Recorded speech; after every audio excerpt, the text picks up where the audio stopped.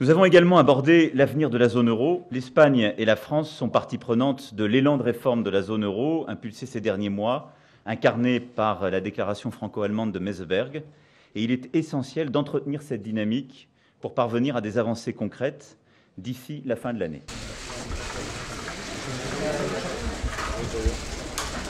Ça fait des années qu'au fond, ça n'est plus si à la mode d'être pro-européen, qu'on s'est habitué, qu'on pense que c'est réservé à quelques-uns, qu'il est plutôt à la mode d'attaquer l'Europe et de dire que le problème vient de l'Europe, d'oublier de dire que les financements viennent parfois de l'Europe aussi.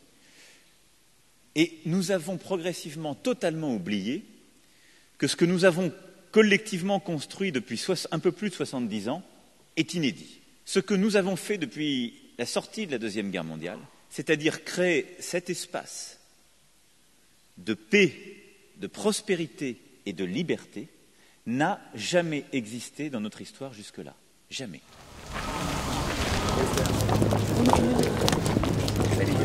Et je ne céderai rien aux nationalistes et à ceux qui prônent ce discours de haine.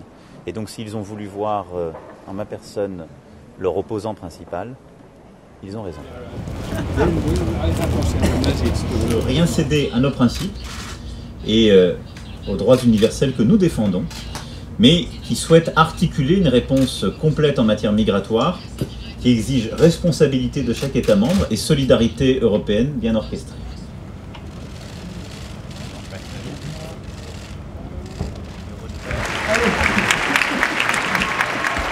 Et alors que partout en Europe remontent les tentations de suivre des voies plus dures, des solutions nationalistes, mais aussi ce que certains appellent identitaires, il ne faut rien céder de ce que nous avons conquis. L'Europe, c'est une conquête. Ça n'est pas une donnée, ça n'est pas simplement un héritage, c'est une conquête.